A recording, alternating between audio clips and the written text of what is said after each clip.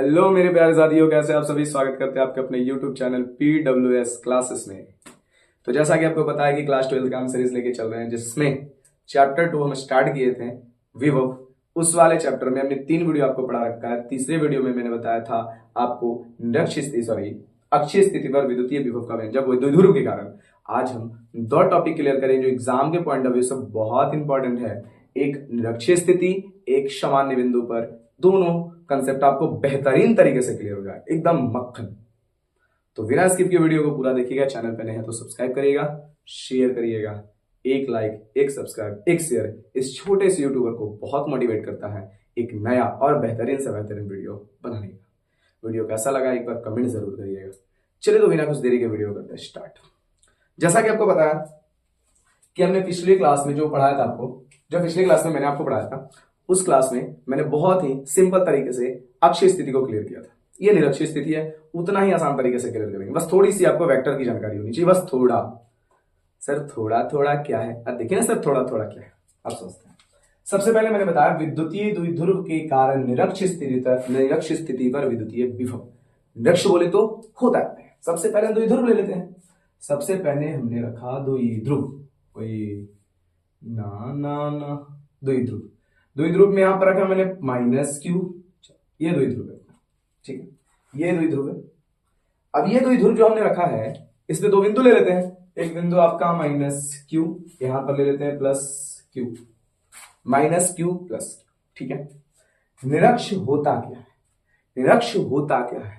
तो द्विध्रुव के मिडिल पॉइंट से एकदम लंबवत कहने का मतलब है द्विध्रुव के मिडिल पॉइंट, मिडिल कहने का मतलब बीच में, द्विध्रुव का जो बीच वाला बिंदु है। एक चीज और बताना चाहेंगे सर थोड़ी सी पहले, आपका द्विध्रुव का डायरेक्शन क्या था सर? तो माइनस से प्लस की ओर। द्विध्रुव की दिशा, विद्युतीय द्विध्रुव की दिशा पूछे तो आप बता सकते हो माइनस से प्लस की ओर, -q आवेश से +q आवेश की ओर इसका डायरेक्शन है, ठीक है। तो अब इसका देखा मध्य बिंदु, ये आपका प्लस, ये आपका माइनस, ये प्लस है। ये द्विध्रुव की टोटल लंबाई है और यहाँ पर जो हमने रखा इसका मिड पॉइंट है। और यहाँ पर से हम क्या रखेंगे, इसको निरक्ष स्थिति देखेंगे। मैंने आपको बताया कि निरक्ष क्या होगा? द्विध्रुव से लंबवत। द्विध्रुव से लंबवत कोई भी बिंदु लेंगे वो निरक्ष होगा। तो द्विध्रुव से लंबवत मान लेते हैं आपका ये बिंदु है, ये बिंदु है। इस बिंदु का हमने नाम रखा P। और डिस्टेंस सर डिस्टेंस क्या होगा सर? तो डिस्टेंस हम दे देते हैं, क्या मुश्किल है सर? डिस्टेंस हम देते हैं, यहां से लेकर यहां तक का डिस्टेंस है आपका R। कितना डिस्टेंस हमने रखा है? R। आप समझिएगा, ठीक है। उसके बाद इसको हम क्या कर सकते हैं? तो टोटल लंबाई आपको पता होगा सर 12 होता है। टोटल लंबाई 12 हो, किसी को बताइएगा नहीं, बस आपको पता होना चाहिए 12 होता है। 12 होता है तो मान लीजिए यहां से यहां तक 12 है। ये मिड पॉइंट इसको डिवाइड कर रहा है, एकदम बीच से डिवाइड कर रहा है। तो ये आपका एल हो जाएगा, एल हो जाएगा। एल और एल जोड़ देंगे, 2l मिल जाएगा, कोई दिक्कत? तो ये हो गया एल और ये भी हो गया एल, ठीक है। आप समझते हैं सर। यानी अब ये बिंदु P जो आपको नजर आ रहा होगा, ये -q आवेश भी, इस -q आवेश के कारण भी यहां पर विभव प्राप्त होगा।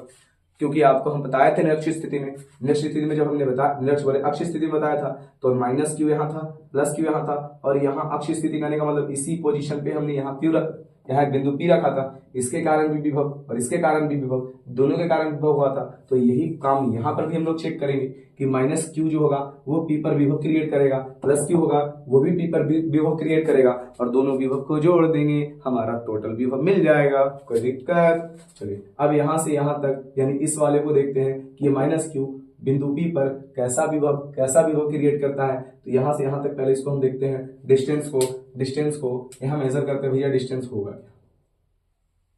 ये हो गया। इस वाले बिंदु को इस वाले बिंदु से हम मिला देते हैं।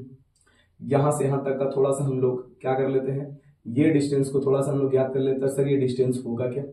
ये डिस्टेंस होगा क्या? ये डिस्टेंस होगा क्या? तो आपको पता होगा कि अगर ये लंबवत है, अगर यहाँ पे 90 डिग्री है, यहाँ पे भी 90 डिग्री है, अगर दोनों तरफ 90 डिग्री है, तो आपको पता है सर कि ये 90 डिग्री के सामने वाला जो समकोण त्रिभुज है, तो 90 डिग्री के सामने वाला जो भुजा होता है वो कर्म होता है। आपको पता होगा कि कर्म बराबर फॉर्मूला होता है, या कर्म बराबर फॉर्मूला होता है √ लंब स्क्वायर प्लस आधार स्क्वायर। तो क्या सर ये वाला आप बोल सकते हैं सर कर्ण स्क्वायर बराबर, या बोल सकते हैं कर्ण का जो वैल्यू होगा, कहने का मतलब है कि कर्ण का जो वैल्यू होगा वो लंब का हो जाएगा और आधार का हो जाएगा स्क्वायर और रूट में चला जाएगा। यानी यहाँ पे थोड़ा सा हम इसको करते हैं बबुआ, कर्ण का जो मान हो जाएगा, कर्ण का मान हो जाएगा अंडर रूट, लंब हो जाएगा प्लस आधार हो जाएगा, ये दोनों में स्क्वायर जाएगा। अगर देखा जाए कर्ण हमारा क्या है सर, तो कर्ण हमारा ये वाला कर्ण है ना, तो इसका देखिए इसके लिए लंब कौन है, तो ये लंब है, ये आधार है, तो under root R square plus A plus square. तो इसका मान हम लिख सकते हैं सर, इसका मान हम लोग क्या लिख सकते हैं, तो इसका हम मान लिख सकते हैं under root R square plus A plus square. Sir इसको भी वही लिख सकते हैं क्या, same same sir, R L कर्ण भी है, तो इसको भी हम लिख सकते हैं, क्या लिख सकते हैं, R square plus A plus square. कोई दिक्कत नहीं होगा आपको, यहां तक समझने में कोई परेशानी नहीं हुआ होगा। आगे चलते हैं, आगे क्या चलते हैं, अब देखिएगा ये माइनस क्यू से पी पर प्लस क्यू से पी पर, यानी दोनों को जब ऐड कर देंगे तो हमारा टोटल पी निकल जाएगा। तो कहने का मतलब यहाँ पर हमको निकालना है वी पी, वी बिंदु पर विभव निकालना है, इक्वल किसके हो जाएंगे सर, तो वी बिंदु पर सॉरी पी बिंदु पर विभव निकालना है, तो किसके इक्वल हो जाएंगे, यानी इसका और इसका, यानी माइनस क्यू से प्लस क्यू से दोनों को ऐड कर देंगे। कहने का मतलब वी माइनस क्यू आवेश के कारण बिंदु पी पर विभव प्लस प्लस प्लस क्यू आवेश के कारण बिंदु पी पर विभव। बोलो कोई आपत्ति हमारे ख्याल से नहीं होना चाहिए, कोई दिक्कत नहीं है। हमने सर फॉर्मूला पढ़ा है वी विभव बराबर फॉर्मूला पढ़ा है के क्यू अपॉन आर, के क्यू अपॉन आर, तो लिख सकते हैं सर यहाँ पे के क्यू अपॉन आर, तो के क्यू देखिए फॉर्मूला थोड़ा सा याद कर लेते हैं, थोड़ा सा हमने v is equal to formula पढ़ रखा है के क्यू अपॉन में आर, ये फॉर्मूला मेरे पास है, इसी फॉर्मूले पे हम इसे पुट कर रहे हैं। ध्यान देना है सभी को ध्यान देना है, अकेले नहीं सभी को ध्यान देना है।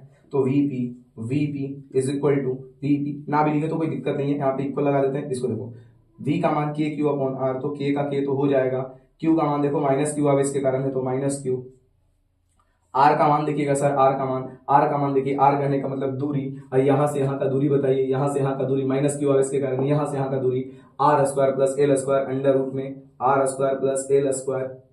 किसी को कोई आपत्ति नहीं हुआ होगा, प्लस अब देखो इसको सॉल्व करते हैं तो आपको पता होगा बस वही कि q का जो मान होगा प्लस में आ जाएगा, तो K Q upon under root R square plus L square, कोई आपत्ति नहीं होगा सर।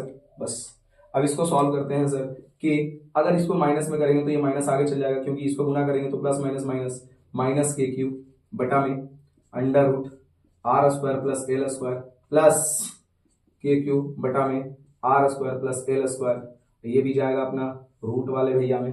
अब देखो एक प्लस में है एक माइनस में है, तो ये वाला आपस में कैंसिल आउट हो गया, यानी वैल्यू जो आ गया वो Vp इज इक्वल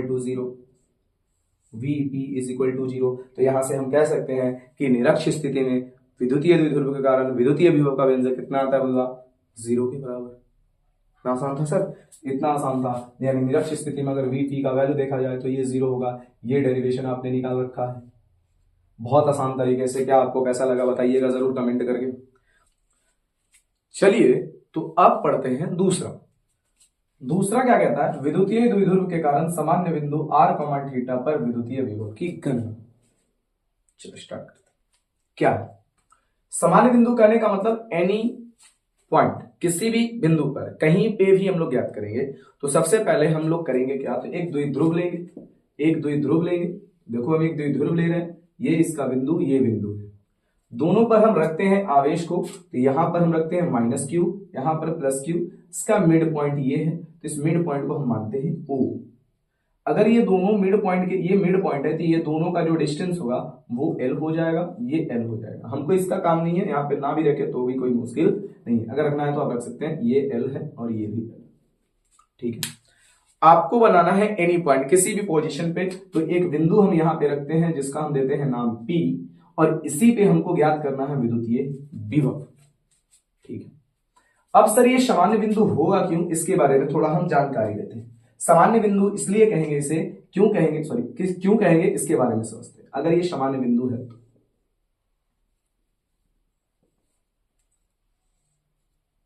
थोड़ा चलो ये बिंदु है, हमको पीछे खींचने की कोई आवश्यकता है।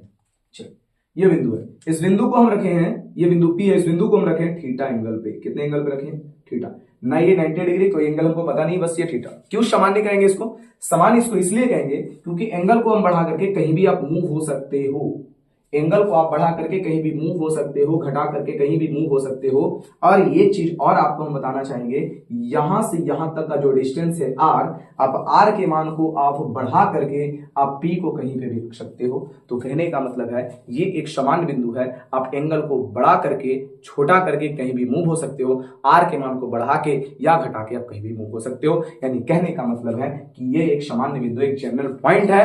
Is that clear? कोई दिक्कत नहीं।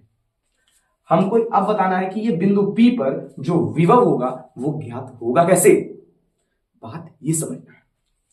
बिंदु P पर ज्ञात करना है, ठीक है ना। चलिए, तो बिंदु P पर VP का मान होगा कैसे, VP का मान ज्ञात कैसे करेंगे। तो आपको पता होगा कि ये माइनस की और प्लस की ओर एक द्विध्रुव है, और द्विध्रुव का डायरेक्शन जो होता है वो माइनस से प्लस की ओर होता है। तो माइनस से प्लस की ओर होता है ये विद्युतीय द्विध्रुव का। अगर हम डायरेक्शन की बात की जाए तो ये डायरेक्शन कुछ इस प्रकार से हम देख रहे हैं, इसका डायरेक्शन कुछ इधर है। ये डायरेक्शन अगर है, ये डायरेक्शन है, तो इसका अगर हम थीटा की तरफ घटक चेक करें, घटक थीटा की तरफ घटक चेक करें, तो थीटा की तरफ मान लेते हैं इसका घटक ये है, थीटा की तरफ एक घटक हम निकाले हैं, तो ये घटक ये निकल थीटा की तरफ जब घटक निकाले हैं तो ये पी के कारण एक थीटा की तरफ एक घटक निकाले हैं, उस घटक का नाम आया है पी कॉस थीटा। उसी घटक का ये पी का थीटा के विपरीत दिशा में हम निकालेंगे, फिर थीटा के विपरीत दिशा में निकालेंगे, थीटा के विपरीत दिशा में निकालेंगे, थीटा के विपरीत दिशा में निकालेंगे, तो ये आपका हो जाएगा पी साइन थीटा।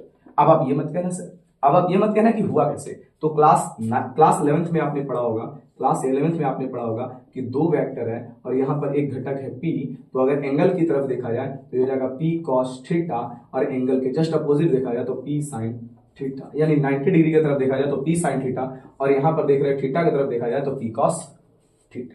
उसी प्रकार हमने देखा है कि यह बिंदु P, देखिए ध्यान से, यह बिंदु P पे इसका घटक P cos थीटा है। तो आपको जो ज्ञात करना होगा, VP का जो मान होगा वो P cos थीटा के अकॉर्डिंग आएगा। क्यों आएगा वो समझते हैं। तो VP का जो मान आएगा वो P cos थीटा के अकॉर्डिंग आएगा। क्यों आएगा? क्योंकि इस वाले रेखा पर आप इस वाले रेखा को थोड़ा चेक करो तो आपको थोड़ा हम और ज्ञात करवाते हैं कि आपको अच्छी स्थिति ये माइनस क्यू, ये प्लस क्यू, यहां से थोड़े दूर पर एक बिंदु P स्थित था, और यहां पर जब हमने ज्ञात किया था ये विद्युतीय द्विध्रुव का डायरेक्शन माइनस से प्लस, ठीक है। तो ये P था, तो इसके कारण देखो P, यहां देख रहे हैं P है ना, यहां पर इस वाले पे क्या P cos थीटा, यहां पर पहले क्या था P, अब P को यानी कहने का मतलब विद्युतीय द्विध्रुव का डायरेक्शन, तो विद्युतीय द्विध्रुव का P का डायरेक्शन P की ओर, P का डायरेक्शन P की ओर, तो यही जो निकाले थे मान, तो आपको पता होगा जो मान आया था V का KP/r², ठीक है। तो यहां P की जगह पर है क्या, तो P की जगह पर यहां पर है P cos थीटा, तो यहां पर जो आएगा वो cos थीटा के अकॉर्डिंग आएगा, यानी कह सकते हैं जो V का मान आएगा ये वाले, ये इस घटक के कारण जो V का मान आएगा V cos थीटा के अकॉर्डिंग। प्लस दूसरा क्या आएगा, तो दूसरा समझते हैं। दूसरा क्या आएगा, तो दूसरा आपको इस घटक के कारण P sin थीटा के अकॉर्डिंग आएगा, क्योंकि प्लीज देखो P cos थीटा, ये घटक एक P cos थीटा क्रिएट किया है, P sin थीटा क्रिएट किया है, तो P cos थीटा के कारण देख लिए तो V का मान जो cos थीटा के अकॉर्डिंग आएगा, एक आएगा V का मान V sin थीटा। बोलो बात खत्म। चलो यही चीज को हम थोड़ा सा और मॉडिफाई करते हैं और इस चीजों को लिखते हैं। देखिए इसी को हम यहाँ पे सॉल्व करने जा रहे हैं, ध्यान दीजिएगा एकदम बेहतरीन तरीके से। VP is equal to V cos theta plus V sin theta. अब बात ये समझना कि V cos थीटा कहने का मतलब ये जो पोजीशन हम देख रहे हैं वो तो अच्छी स्थिति है, ये पोजीशन अच्छी स्थिति है, और अच्छी स्थिति का हमने मान निकाल के रखा हुआ है, V is equal to KP/r²। तो यहां लिख सकते हैं KP, P की जगह पर हम लोग रखे हैं क्या P cos थीटा, तो KP cos थीटा बटे में r²। कोई दिक्कत, यहां तक कोई दिक्कत नहीं है sir. Plus V sin theta, तो साइन कहने का मतलब क्या, ये जो आप देख रहे हैं इसके जस्ट लंबवत है। आप देखिए इसका ये रेखा दिखाई दे रहा है, ये रेखा जो दिखाई दे रहा है इसके जस्ट लंबवत है, जो P sin थीटा को हम P sin थीटा को कंसीडर किया है।